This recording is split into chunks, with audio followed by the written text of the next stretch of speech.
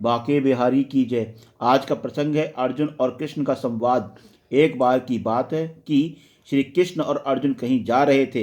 रास्ते में अर्जुन ने श्री कृष्ण से पूछा कि हे प्रभु, एक जिज्ञासा है मेरे मन में, यदि आज्ञा हो तो पूछो। श्री कृष्ण जी ने कहा, पूछो अर्जुन।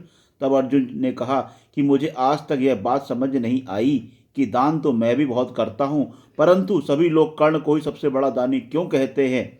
यह प्रश्न सुनकर श्री कृष्ण जी मुस्कुराए और बोले कि आज मैं तुम्हारी ये जिज्ञासा अवश्य शांत करूंगा। श्री कृष्ण जी ने पास की दो पहाड़ियों को सोने का बना दिया। इसके बाद वे अर्जुन से बोले, हे अर्जुन, इन दोनों पहाड़ियों का सोना तुम आस पास के गांव वालों को बांट दो। अर्जुन प्रभु से आज्ञा लेकर तुरंत ही यह काम करने के लिए चल दिए। उन्होंने सभी गांव वालों को बुलाया और उनसे कहा, वह सभी लोग लाइन बना ले, मैं आपको सोना बांटूंगा। और सोना बांटना आरंभ कर दिया। गांव वालों ने अर्जुन की बहुत प्रशंसा की। अर्जुन सोने की पहाड़ियों में से सोना तोड़ते और गांव वालों को देते गए।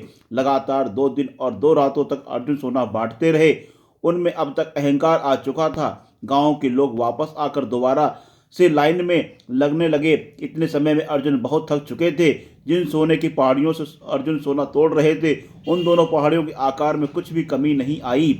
उन्होंने श्री कृष्ण से कहा कि अब मुझे से यह काम और ना होगा, मुझे थोड़ा विश्राम चाहिए। प्रभु ने कहा कि ठीक है, तुम अब विश्राम करो। और उन्होंने कर्ण को बुला लिया। उन्होंने कर्ण से कहा कि इन दोनों पहाड़ियों का सोना इन गांव वालों को बांट दो। कर्ण तुरंत सोना बांटने चल दिए। उन्होंने गांव वालों को बुलाया और उनसे कहा, यह सोना आप लोगों का है, जिसको जितना सोना चाहिए वह यहाँ से ले जाए। ऐसा कहकर कर्ण वहाँ से चले गए। अर्जुन बोले, ऐसा विचार मेरे मन में क्यों नहीं आया। इस पर श्री कृष्ण जी ने उत्तर दिया, तुम्हें सोने से मोह हो गया था। तुम स्वयं ये निर्णय कर रहे थे कि किस गांव वाले को कितना आवश्यकता है, उतना ही सोना तुम पहाड़ी में से खोद कर उन्हें दे रहे थे। तुम तो दाता होने का भाव आ गया था। दूसरी ओर कर्ण ने ऐसा नहीं किया। वह सारा सोना गांव वालों को देकर वहां से चले गए।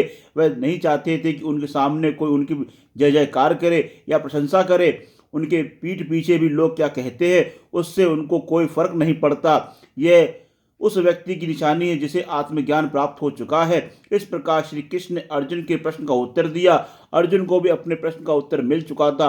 दान देने के बदले में धन्यवाद या बधाई की इच्छा करना उपहार नहीं, सौदा कहलाता है।